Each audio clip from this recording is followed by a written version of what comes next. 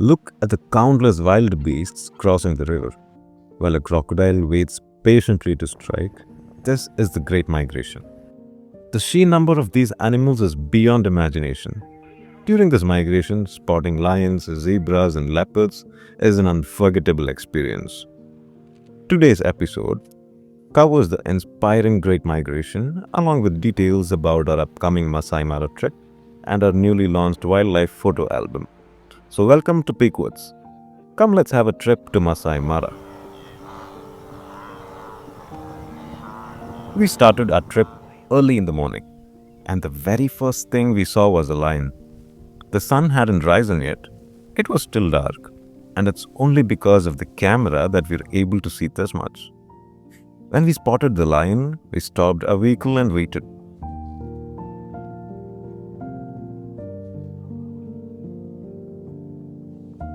There were two lions over there.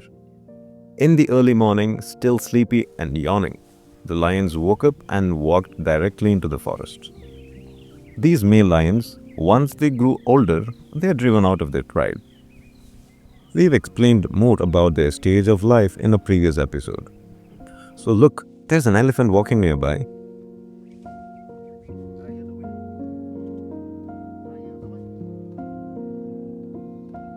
In this episode, I'll be talking about the Great Migration, its reason, the migration months, and of course, showing you the breathtaking views. Early in the morning, this lioness seems to be searching for her pride.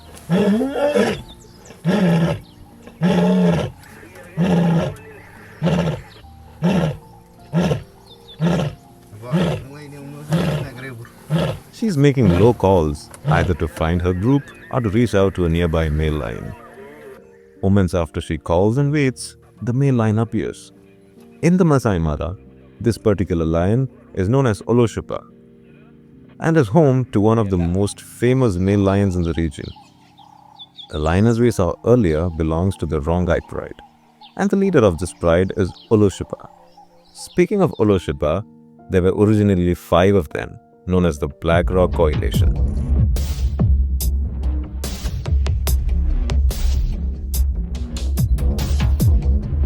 Since these 5 were powerful siblings, no other male lions dared to go against them.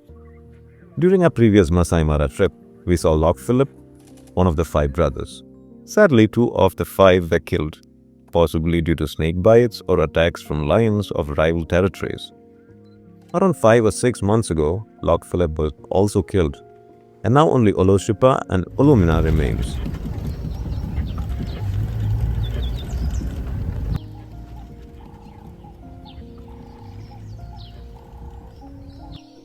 When Oloshipa walked past our vehicle, the people inside got a little scared. The Rongai pride is one of the most famous prides in Masai Mara, with many lioness and cubs. The Black Rock lions are dominant here, ruling over the Rongai pride. But now, with only 2 of them left, and Olomina not being as strong, if another powerful coalition of lions arrives, they could easily defeat the Black Rock lions and take over the Rongai pride.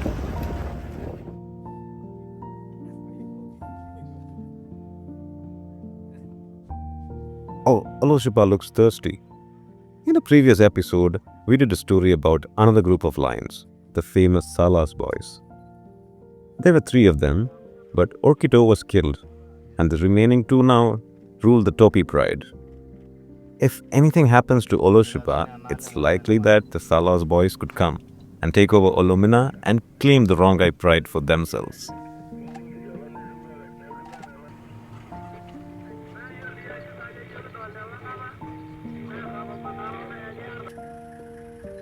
As the sun rose that morning, the king of the jungle walked away with it. There is something important to share about Oloshipa, but before that, if you're planning to witness these magnificent wild animals of Masai Mara in person, you can join me in Dot Green for our next trip this coming January. The package details are given in the description. Or if you'd like to travel on your own, you can contact 2 awesome Maasai company. Their details are also provided in the description.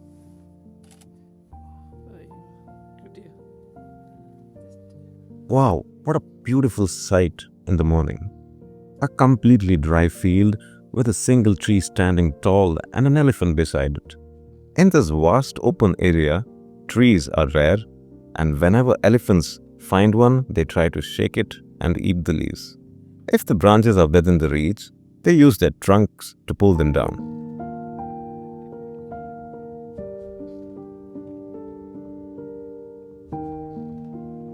As we moved a little further, we came across a large group of zebras.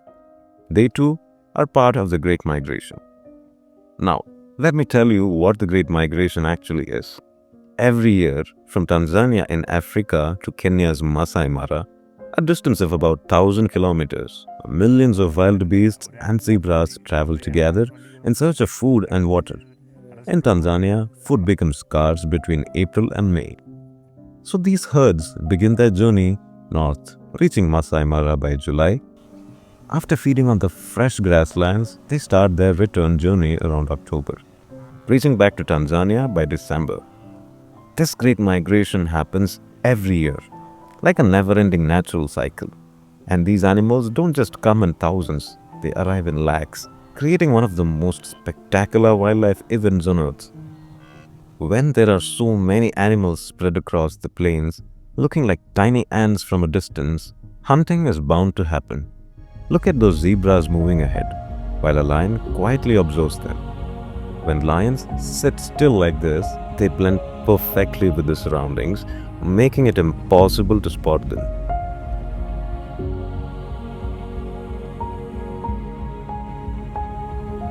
It looked like a hunt might happen early in the morning, but actually nothing happened. The zebras simply moved away. Speaking about the Great Migration, the main species involved are the wildebeests, followed by zebras and other grazing animals. The numbers are astonishing. Around 20 lakh wildebeests and nearly 1 lakh zebras taking part in this journey. The migration takes place between Tanzania's Serengeti National Park and Kenya's Masai Mara, which are the main traveling destinations. As they graze and move slowly along their route, this entire journey lasts for about 8 to 10 months. After resting for a month or two, they start migrating again, continuing the cycle throughout their lives. The hyenas are here. If the lions make a kill, the hyenas usually try to snatch it, though not always successful. Right now, the lioness is hiding in the tall grass, so there's a good chance of hunt. After waiting for some time, suddenly we saw all the animals running. Look, the lioness has caught something. We rushed to the spot. The lion was holding the neck of a wildebeest. When a lion bites its prey's neck, the animal cannot breathe. Once it collapses, there's no chance of escape. Such is the lion's strength.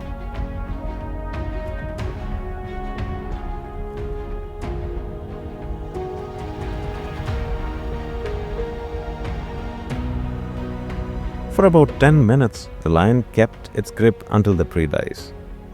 Only after confirming the kill does the lion release its bite. Then it rests for about 10 to 15 minutes before starting to eat. They usually begin feeding from the lower part of the body because the area is softer.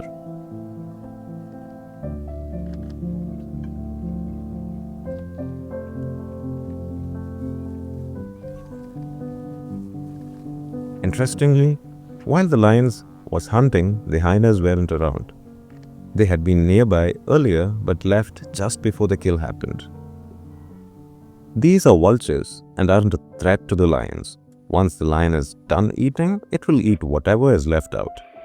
It's a misunderstanding that vultures attack and take away the prey, but they aren't brave enough. Watching the lioness eat isn't something we should show too much, I suppose.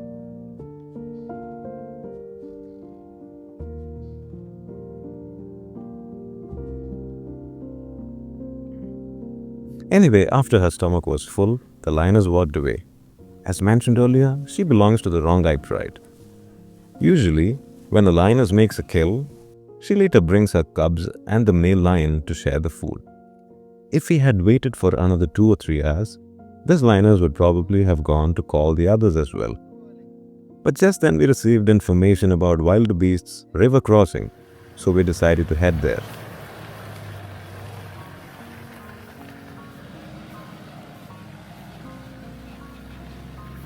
On the way, we spotted a cheetah carrying a deer it had just hunted.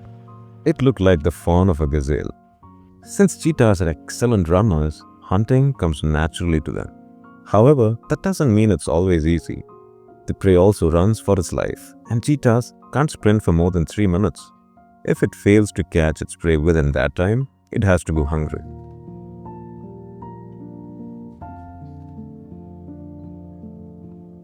Cheetahs are also wary of lions and hyenas.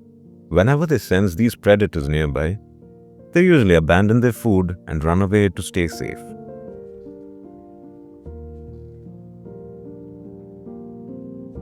So since we have received word that the wildebeests are crossing the river, let's head there and leave the cheetah to enjoy its meal. Here in Masai Mara, all safari drivers stay connected through wireless communication. So whenever any major wildlife action happens, everyone gets to know right away.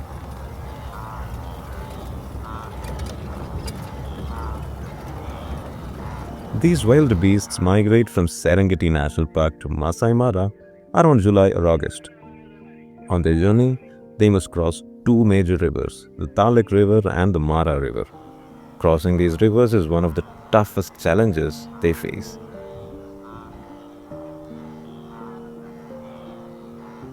As they try to cross, many of them get stuck for hours because of crocodiles that wait beneath the water.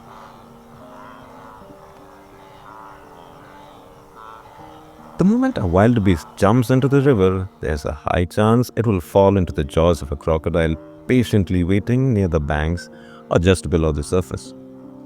Look, these are the woodland kingfishers, commonly seen around rivers in Masai Mara. They have mostly white feathers with a touch of blue in the middle and a bright red beak. That's how you recognize them. We are now near the Talek River. Even if we wait for a while, none of the wildebeests seem ready to jump in. There are thousands of them gathered here waiting. It's not always necessary that they'll cross or that the crocodiles will hunt today, because yesterday's kill is often still lying there.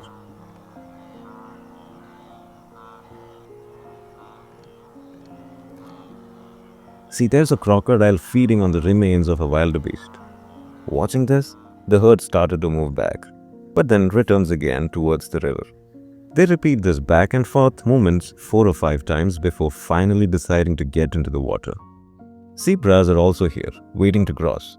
But with their intelligence, they usually let the wildebeests go first. And then, in between the cows, they cross safely. It's often said that zebras are a bit smarter than wildebeests.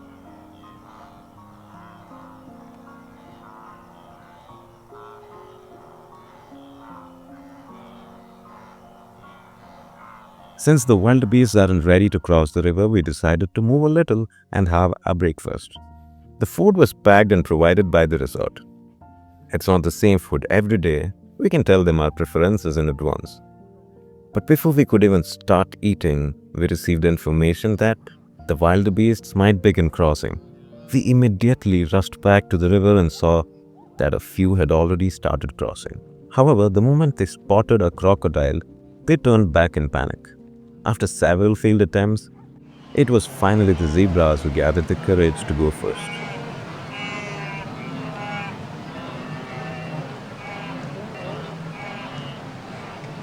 Once 4 or 5 wildebeest gathered the courage to go, the rest follows them.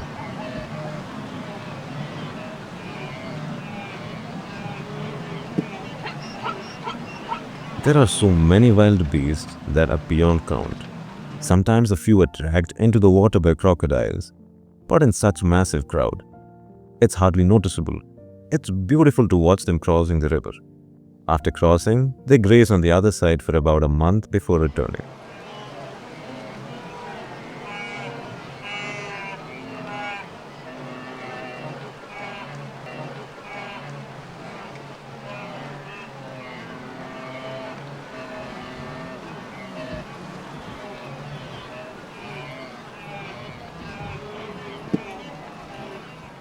This crossing mainly happens at the Mara River, though sometimes it occurs at the Talek River as well. Their main reason for crossing is to find fresh grass. It took about 30 minutes for all of them to take the cross.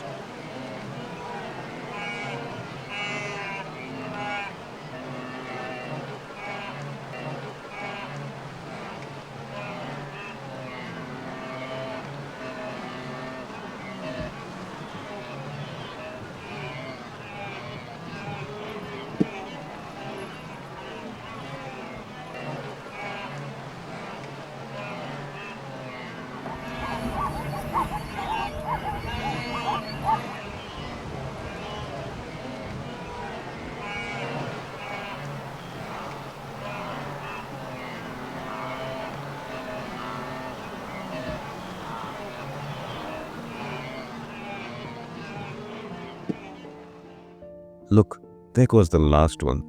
Since we hadn't eaten breakfast, we stopped the vehicle in an open area to eat. Look at the happiness on everyone's face. A special mention to our guide David. He was incredible. Whatever we imagined in our hearts, he made it happen. Wherever we wanted to go, he took us to the perfect spot for the best view. കാണാൻ വരുന്നവർക്കും photo എടുക്കാൻ വരുന്നവർക്കും video എടുക്കാൻ വരുന്നവർക്കും എല്ലാവർക്കും അടിപൊളിയാണ്. ഞങ്ങൾ photo എടുക്കാൻ വന്നിട്ട് ഞങ്ങൾ മുഴുവൻ വീഡിയോ എടുത്തു, ഫോട്ടോയും എടുത്തു. അപ്പോൾ എല്ലാവരും ഹാപ്പിയാണ്. We finished our breakfast, even though it was already afternoon. Look, you can see a vulture. The lappet-faced vulture is one of the most commonly seen vultures in Masai Mara.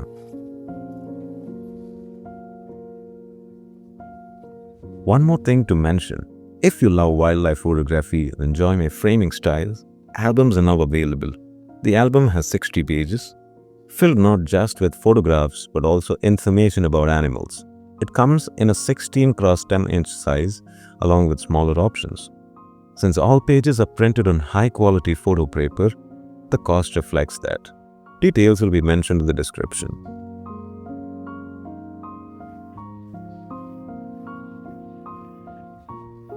While we were on our way, we saw a cheetah sitting near a small bush. She looked very tired and was breathing heavily. In the background, you could see a large number of wildebeests. Her heavy breathing suggested she had just been hunting, and when we looked around, we saw a gazelle lying dead nearby. After chasing prey, cheetahs, whether successful or not, usually rest for about 30 minutes to recover from exhaustion.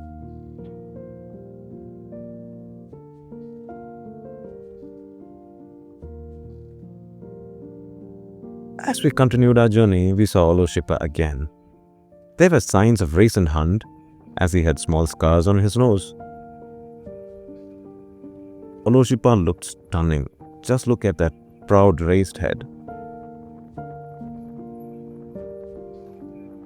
In Masai Mara, there are two powerful lion coalitions. Oloshipa from the Black Rock Coalition and the Salas Boys Coalition. In our previous story, we saw the Salas Boys. Here are two members from that group.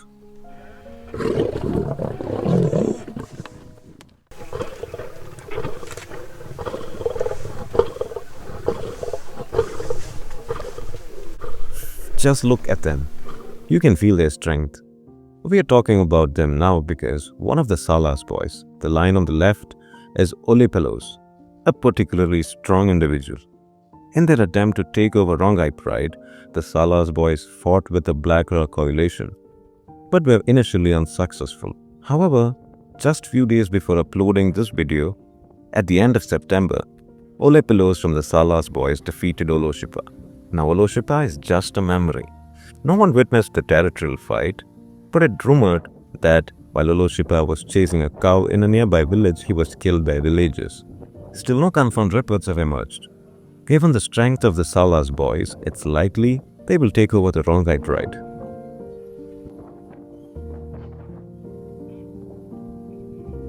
Born in 2017, the Black Rock Coalition originally had 5 members.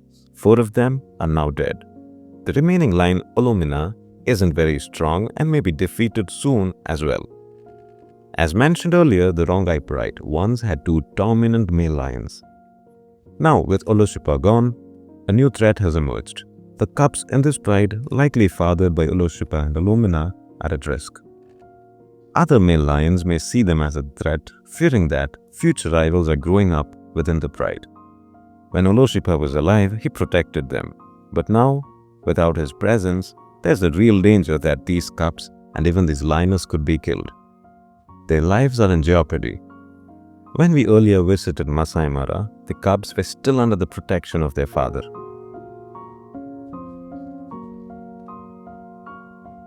Among big cats, lions are unique in that the cubs grow up knowing and being protected by their fathers.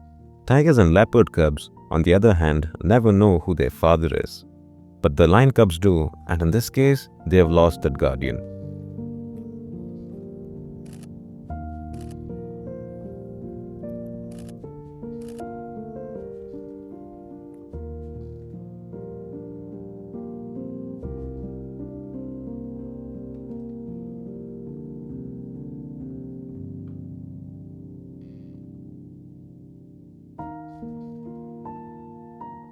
During the journey, we saw a few birds.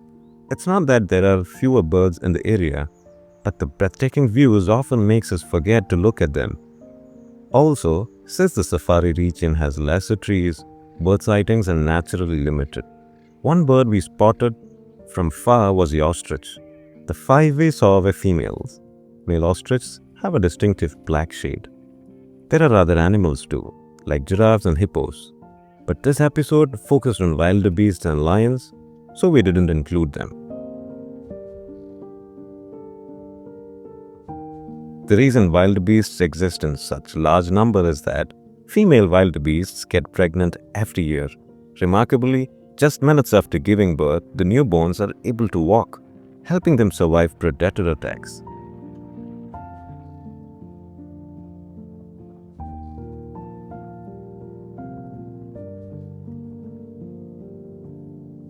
Look, there's a topi.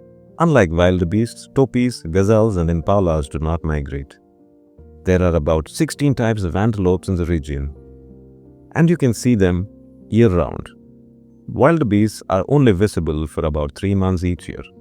Other animals like leopards and lions are permanent residents. Right now, the grass is dry, but in January and February it turns lush and green, and when the grass glistens with the raindrops, it's even more beautiful, at least in my view.